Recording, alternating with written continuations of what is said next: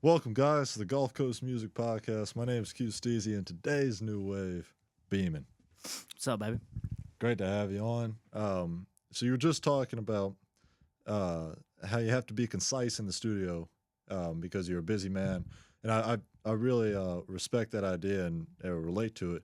Um, when I used to go to record at other people's studios, I don't know how people just freestyle, because for me, and it seems like for you, you have to have it ready. You have to just, like you said, knock out as many. Speak on that. Yeah, I mean, I think there's 20 different ways to skin a cat. There's a lot of artists I know that can come blank canvas, maybe just with a beat, Yeah. and they can create it in the moment. I think that takes a lot of time. At least it would take me a lot of time. Yeah. But yeah, what I was saying was just I like to come in with the beats ready, verses ready. Mm-hmm. I might play around with the hook or let my producer kind of help me. Right. Shout out Flight Volume. But yeah, I think for me it's just I don't have hours and hours and hours these Right. days to get in and spend every day. It might be one day a week, might be twice a week, but I think coming in with a good mindset on what you're trying to do that day, and Yeah. it might take 20 takes to get something right, but that's what you don't mind that if you're trying to get a great product out of it. But yeah, I definitely think for me at least, I got to come in guns a-blazing. I got 3 hours. I'm trying to maximize my 3 hours. Yeah. What's the average amount of time that you spend rehearsing your song before hitting the studio? Really just depends. I got it's funny. I got one. I work, so I got a wife and a baby. I work when I get them to bed. Really? I work all day, and then I come home. We get dinner. I get my daughter's name's Adelaide. We get her in the bath. We get her in bed, and when they're happy, and I get them their snacks, and I go in my office and I start writing. So if something comes quick, it might only be a week, and Right. I might have rehearsed it a couple times, but it's something that came to me. If I can't get in the studio for 3 weeks, I might have rehearsed something 40 times. Yeah. Turns out that's usually the easier way to record for me because I got it memorized, done. I try my best to not read off my phone because Yeah. I think that messes up your cadence. Interesting. I disagree. It's weird for me. I think I deliver it better when I'm not reading off my phone. But as an artist yourself, Right. when you got thousands of bars or all these records you're working on, it's sometimes that's helpful to have. Yeah. Back in my day, it was a notepad. So Yeah. You hear the pages flipping as yeah. Phones obviously took over, but yeah, I mean, sometimes it's a lot, sometimes it's not. It just depends on the record, I guess. Maybe it's a feature where you're doing just one verse. That's not as hard to get down, but when you got 3 verses or 2. How many times have you done features? In my life, Yeah. I'd say a good bit. Since I've kind of come back to doing music, 2. I did one for my buddy Flight. It's called Die For You. It's on Spotify with another artist. She's a singer. Name's Kenzie Harris. Just one verse. Yeah. My buddy Flight, he's a great producer. I'll get him on here. He's got a lot of good motion outside of Mobile. Yeah. And he's more like pop, R&B. The rap's not as heavy. Yeah. So it's different for me to write to. Yeah. It's a little softer. Lovey-dovey records, if you will, Right. which is not necessarily my forte, but I want to get better at writing, so that's a good challenge for me. But he actually got me a feature with Jaron Benton and Jay Bird, these 2 artists out of Atlanta and Cali, and that was a little more of a grittier. It's called Pillow Talking. I was just talking about an ex-girl. I like that song. Ex-girl kind of just getting on your nerves, and that was easy because I've had a bunch of those, right? So that we've had 2 good ones since I've been back, but we've been trying to be real intentional about the features. And Timmy and me, my old partner, we just dropped our first single in 8 years. Yeah. March 7th. So it's called Inject the Needle, but it's kind of my record he featured, but I count it as almost a feature for me too. We'll definitely get to that at some point, but just the concept of a feature. I haven't done many features, but on the ones that I have done, be it at a different studio or at my own over here, it's fun. Yeah, oh, hell yeah, dude. Yeah, it's funny. The first podcast I watched of you was Zay. Yeah. And he said, "I'm still waiting on my features," Right. And I was laughing because it's kind of how it is. Is he waiting on your feature? No. Not at all. I'd do one with him. Shit, he puts out, God, he So put out many. 500 records a year? Yeah, well, that's a light year. He busy. Yeah. But I think features for me is more about like, it's not like you want to be a dick and say, no, I don't want to work with you. But I think the right record has to make sense for both parties involved. Right. Like, it's very, very easy for me to send you something tomorrow and be like, yo, Q, I want you on this record. Right. But if you don't like it and you got to force your stuff on it, it's not like organic. Sure. Well, what's the best way to let somebody down? Not down, but just kind of clarify your message. I just think being honest. Like, people get their feelings hurt. Shit, back in my day, I would get my feelings hurt because I thought I was the best rapper there ever was, right? So when I send somebody something, I expect them to be on it or whatever, and, not everybody said yes. How dare you? Yeah. But I think growing up and maturing a little bit, you realize, like, everybody's got their own brand that they want to protect, and it's gotta make sense. Right. How do you define your brand? It's probably still evolving now. I mean, I was telling your boys, like, Christian, right. Called Christo, Pensacola's finest. He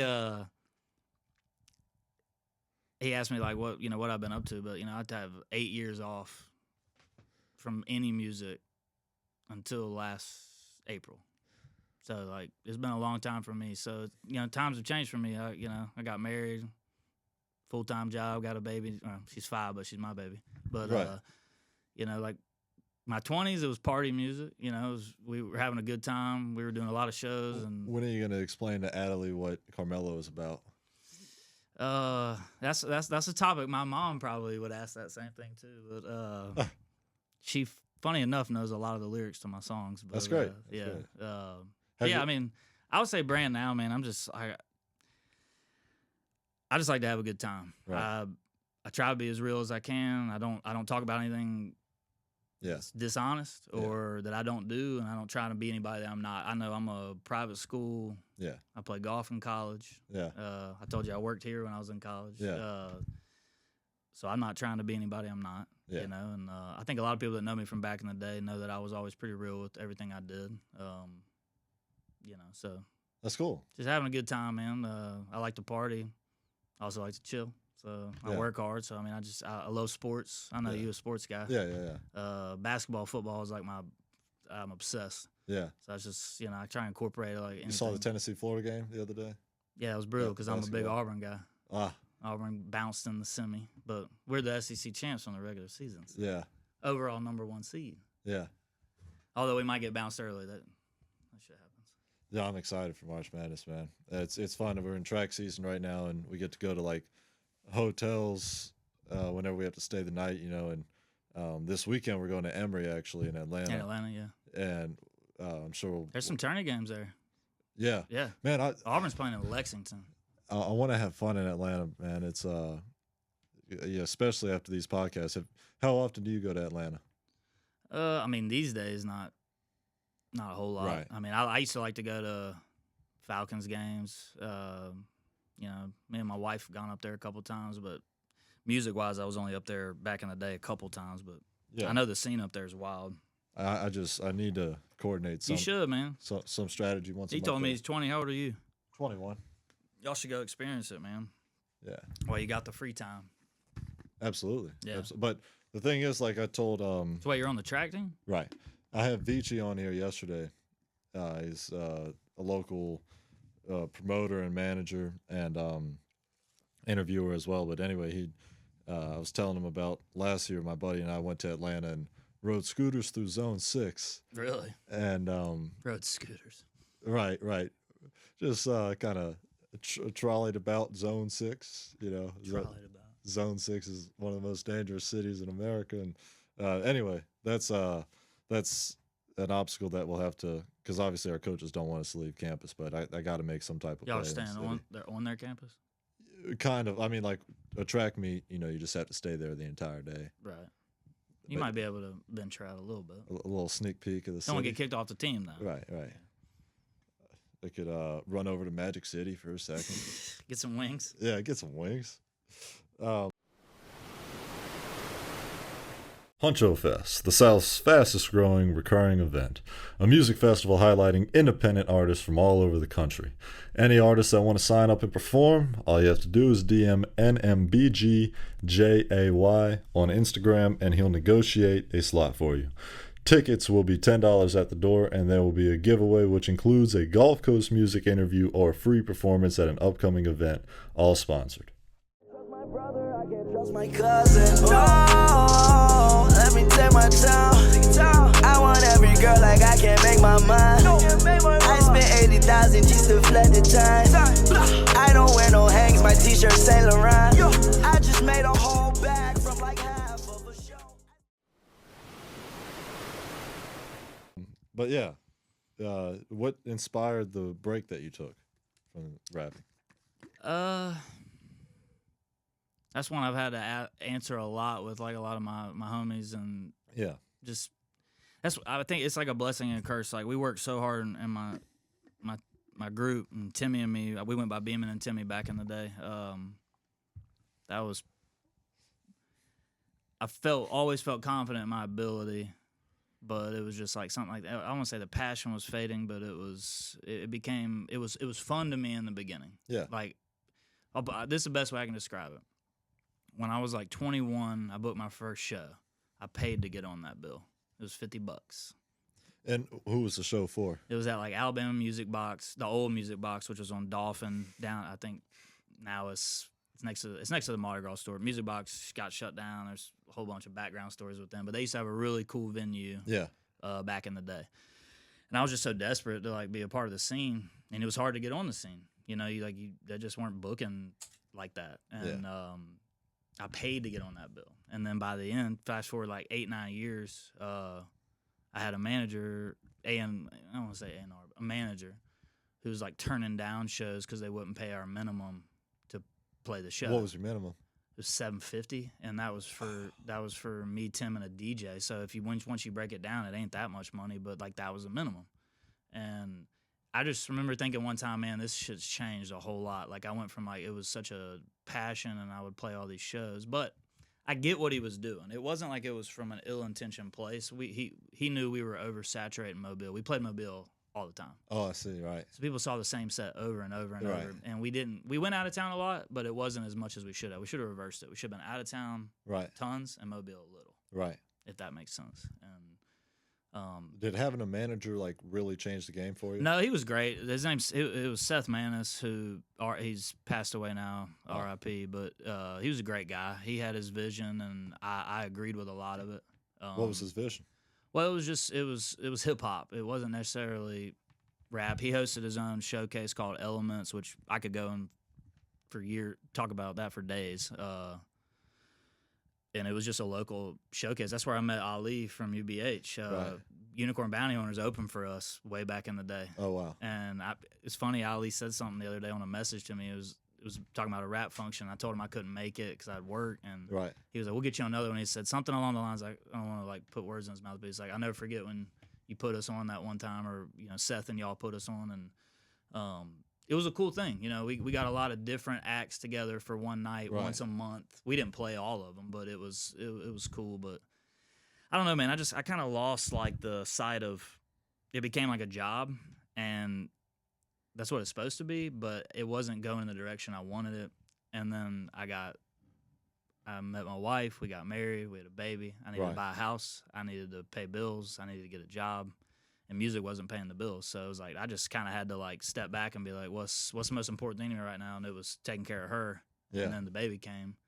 And it was like, man, music became like a third or fourth priority for me. And, So you had a wife while you were rapping? at the end. At We the met end. when I was about 25, so about 2-3 years we were together while I was Right. going out of town a lot, doing music and, you know, doing a lot of that. Wow. That's really cool. That's just as an up and coming artist, it seems It's tricky to manage, man. Tricky. You're out at bars till 3 a.m. She's with you or she's not. You got to get up and go to work your shitty job the next day. I mean, there's just a lot of stuff that comes with it. I think the days of being like a starving artist, I'm probably, some people disagree, but I've just always needed to know where my paycheck was. Like I got rent. and how would people disagree?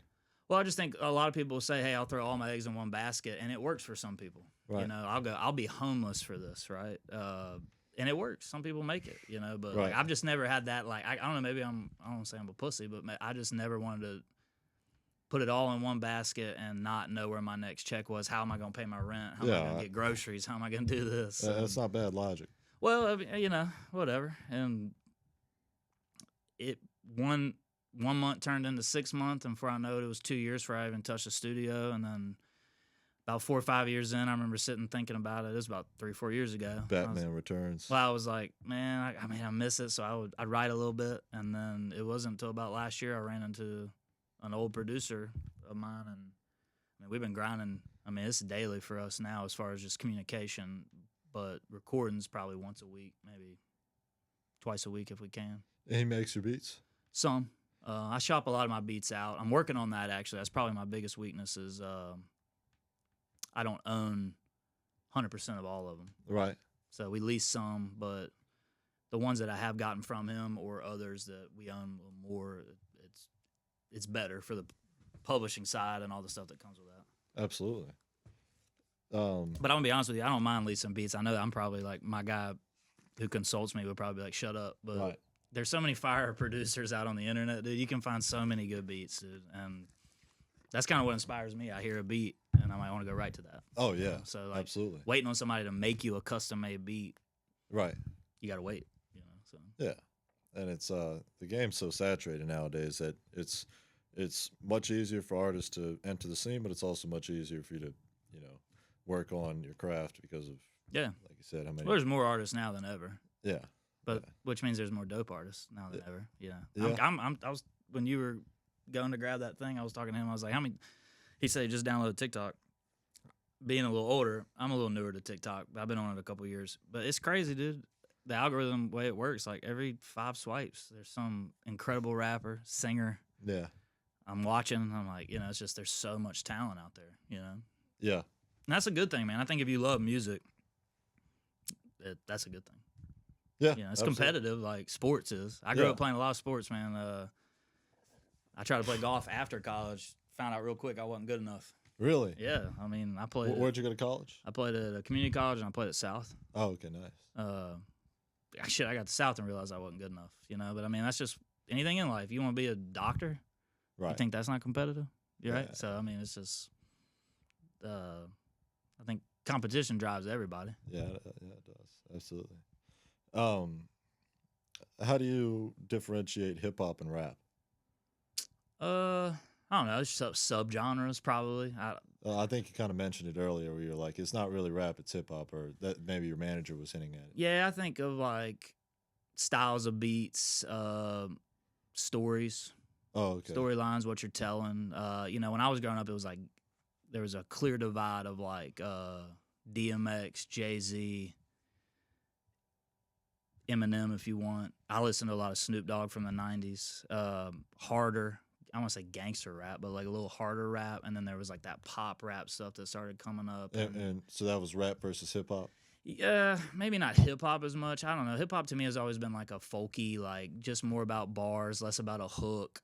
That's just to me. Oh, I see. More a little laid back. Talib Kweli, Lupe. Fiasco? Yeah, a little more. That's to me a little more hip hop. That's just me. Not that he's not rapping, because they're great rappers, but I mean that's what they're doing. But that ain't the same as Okay. DMX and 50 Cent, old 50 back Right. in the day. You Right. know, to me that was rap. But yeah. I really admire how you've done one song a month for almost a year now. Probably 4 more months until it's a year now. Yeah, it's fun, man. I've enjoyed it. I got a great little, I don't want to say team around me, but What type of team?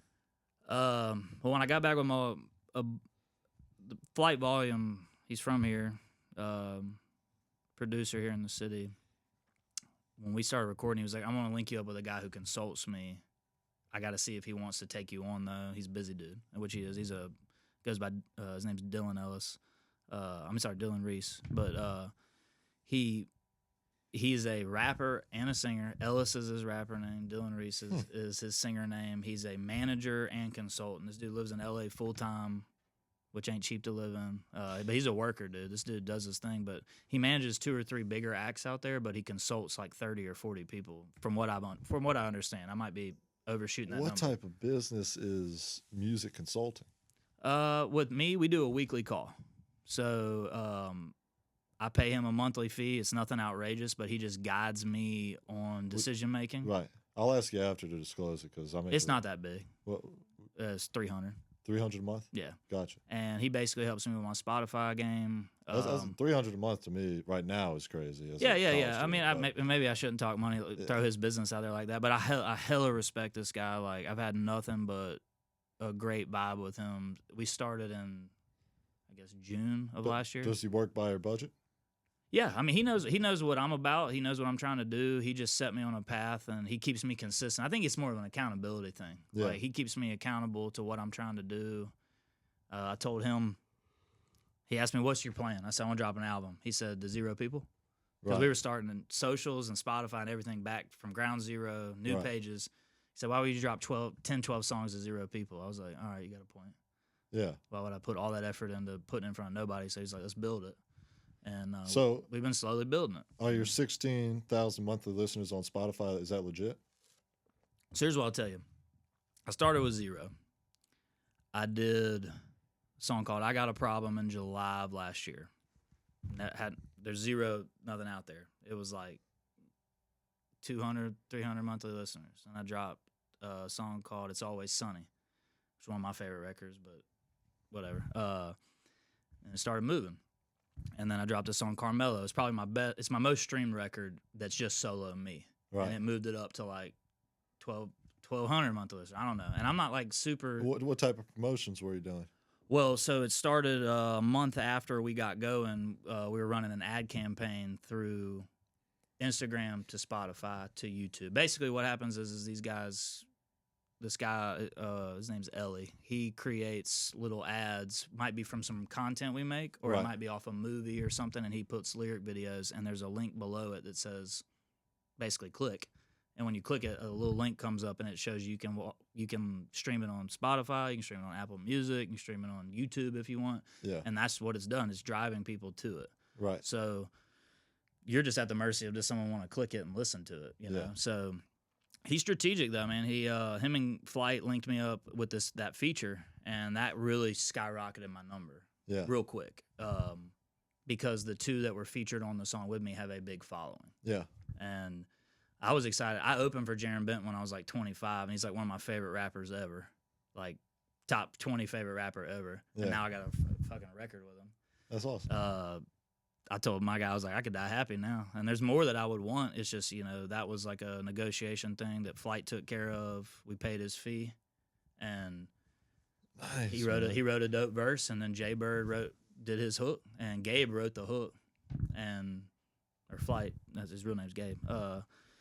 So, I mean, that's how that one came about. And that really started like... And that's for Pillow Talking? Yeah, that really started getting the numbers up, because now I've got a record with them that's getting streams. So then I'm dropping a song a month behind it, and now people who are listening to that instantly click that one. And it just, I mean, it goes up and down. I think one of them told me don't stare at that number too much because it really doesn't mean shit. I'd stare at that number for a week. Yeah. It's cool. Like, so it got up to like 25, and I was like, oh shit, and then it just started going down, and I'm like, oh no, I don't know. I'm so new to all the new metrics and shit that people do. But I think the highest I've been was like 5,000. Yeah. Well, I mean, I think a consistency factor matters. Right. I think if you're consistently dropping music, good music, or what people perceive as good, that helps. But I think the feature game does help. If you can get people on that have a following, have a proven track record. Right. I think, that's where it started it. And then, I mean, I dropped a record in February 7th. It's called Go. Probably another one of my favorites of the 10 I've done. It's a little different for me. Some cool visuals. A little more melody vibe on that record. But yeah, we shot it down by the Sanger downtown. I put a little more into the budget for the ads, right? So we could pump out more ads. And you see a little ripple, like there's there's a quicker amount of streams on that one, but it's not like it's, you know, Yeah. it's just it helps you build it for the next one. And I mean, I think How much, if you don't mind me asking, if you do, it's completely understood. How much money do you think you allocate towards rapping or promoting each month? I think that's honestly, I won't say promoting is the most important part, but I think like I'm learning my lesson. I'm old school. I love music videos, and that's not a cheap thing to do. It's not. No, I mean, if you got a good videographer who's worth his money, I mean, he's gonna want his cut to shoot the video, and he's gonna do the editing and Right. you know the color grading and everything comes with it. But I think I've learned now that some good reels and content is just as easy to do, and if you could put more money into your budget to Yeah. promote it, I think that's a better way to go. I mean, we've had months where I did 250. We've had months where I've done 750. But and that's I think that's like the minimum and the max I've done in the 9 months, you know, and like that it's not like just on promoting. yeah. Okay, gotcha. And then you've also got the consulting. Yeah, gotcha. His fee is separate, you Right. know. And once again, I don't think he'll care that Right. he might not even watch. He might watch it, but that is strictly for coaching. And hey, this is a good decision. That was a bad decision. And yeah, I've had them so far. You know, I've got a video I'm waiting on right now that we're supposed to release the day Inject the Needle came out that we shot in December. It's still not back to us. Right. It's a green screen video, which I don't know if you've ever done any of that. Back in December. We shot it in December in front of a green screen, and we shipped it off to this guy in California that we had to connect with, thinking we were going to drop it in January. Oh. And I found out real quick that shit takes 5-6 months to. This dude's building an entire city behind me and Timmy.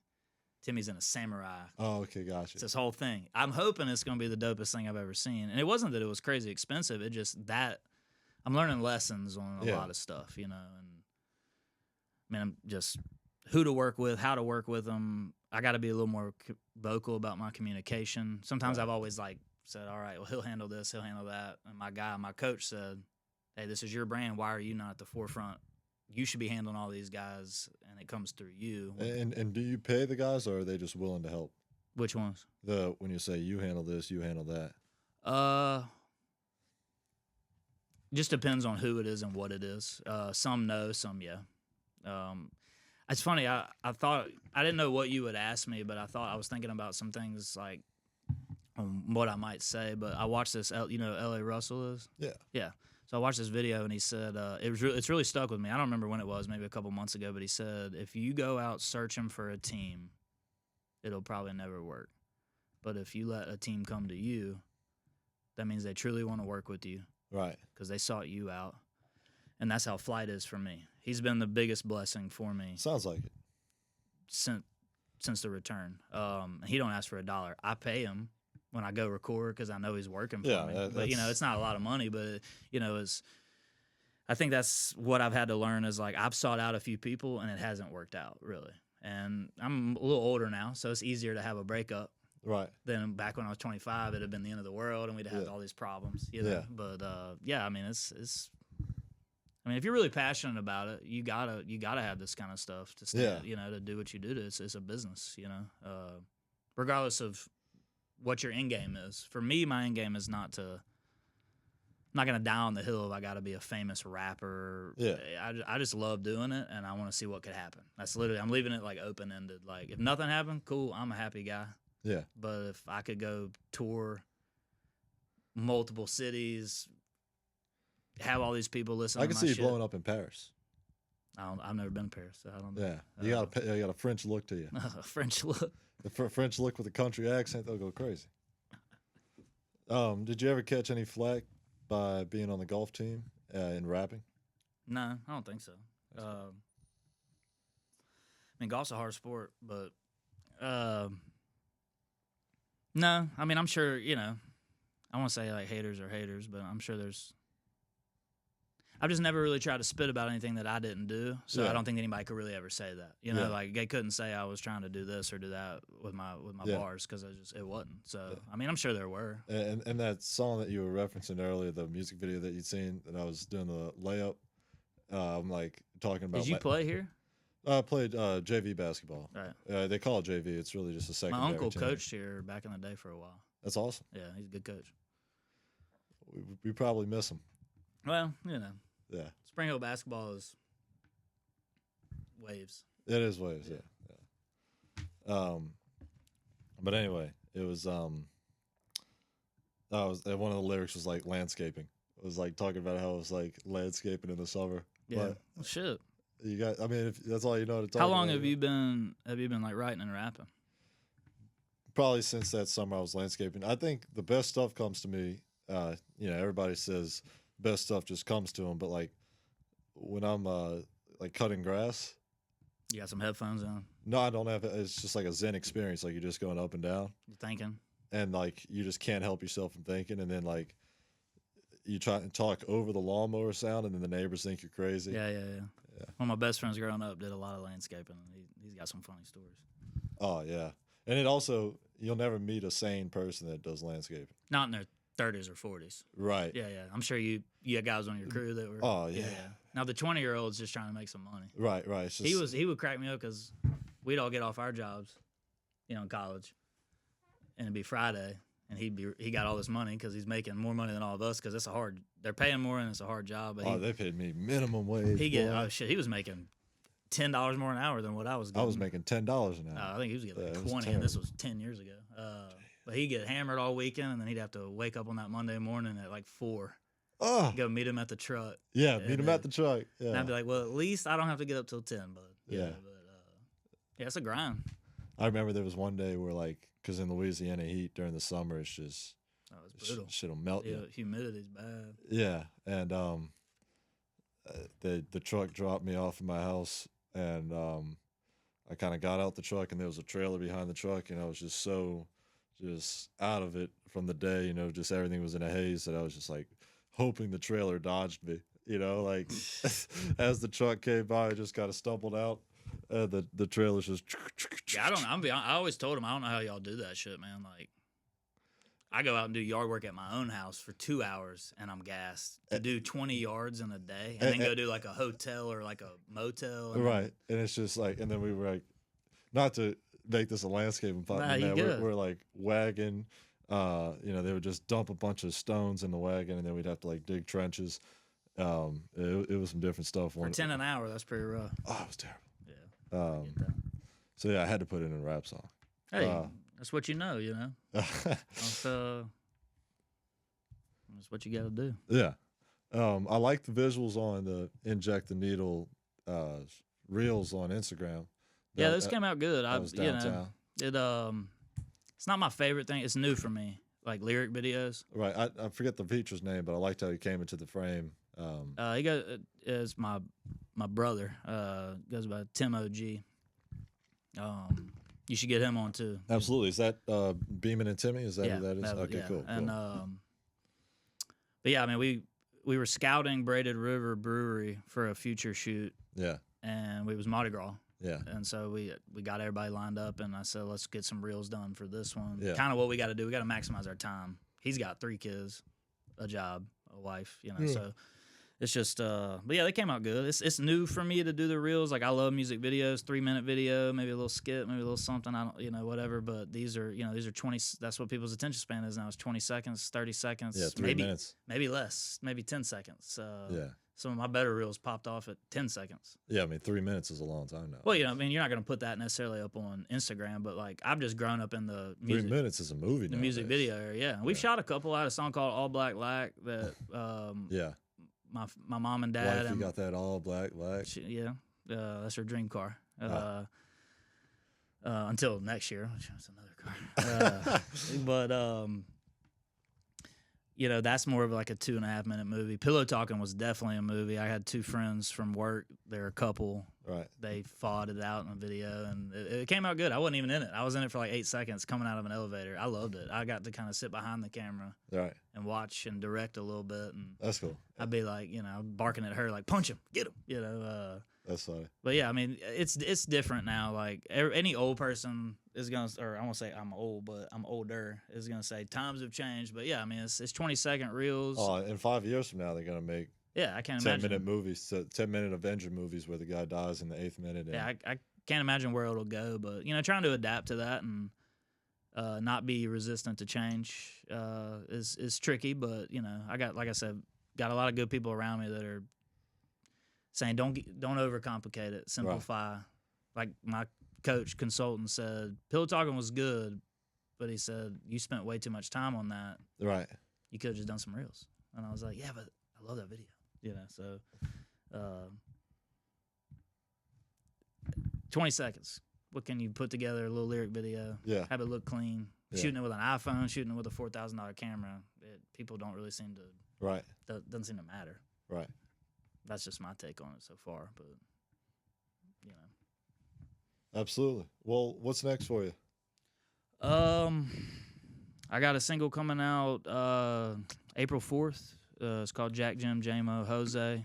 Label's just 4 J's. The 4 words got a little long for a Spotify title, but it's a clean record.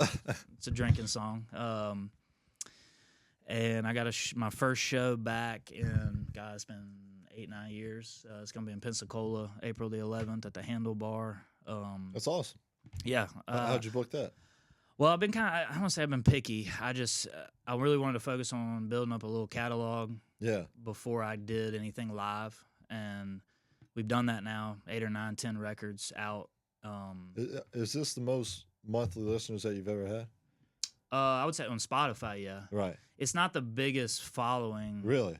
on like person to person. I definitely had a little more movement in the city a long time ago, but I was out in it every day. Yeah. I mean, Mobile's not even in my top 50 stream cities. Really? Yeah.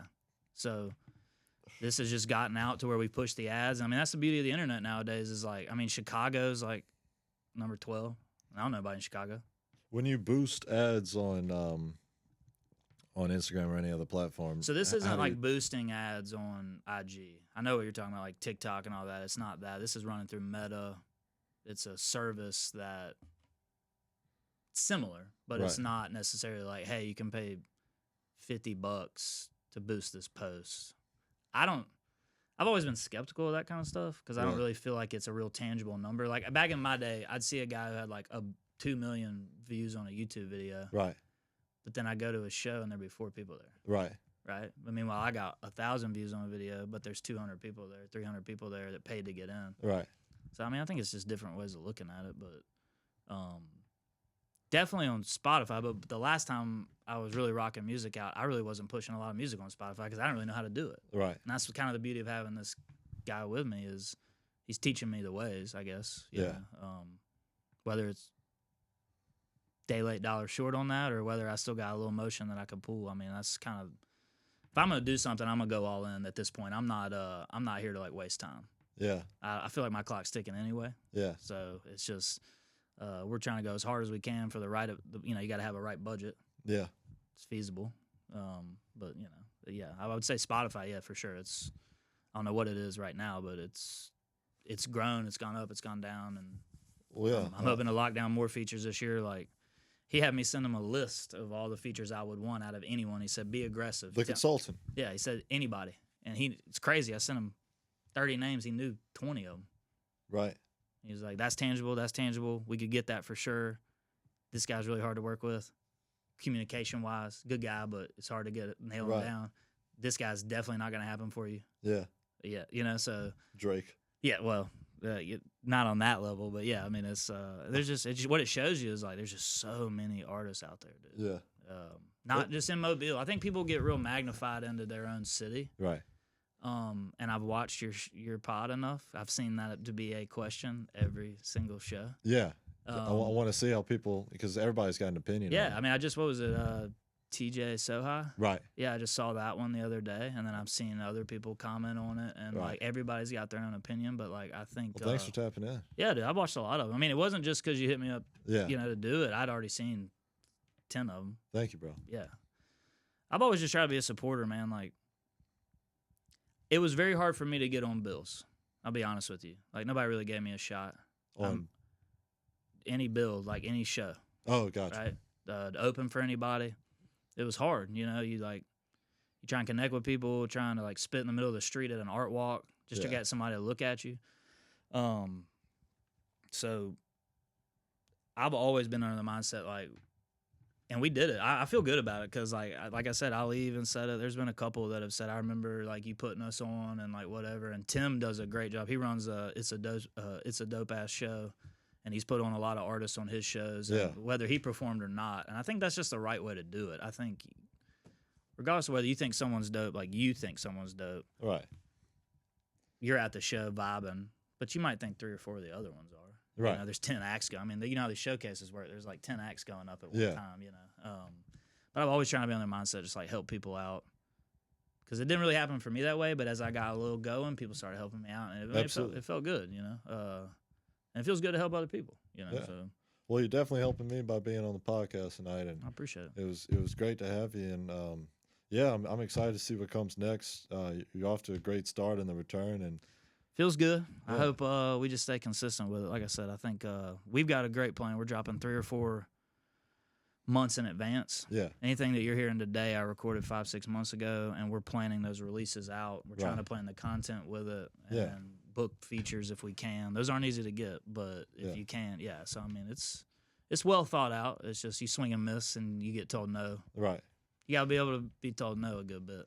I think you're living the dream, man. You got a family, and you're rapping as a hobby, and you got a smile on your face, man. So is what it is. I appreciate you having me, dude. For real.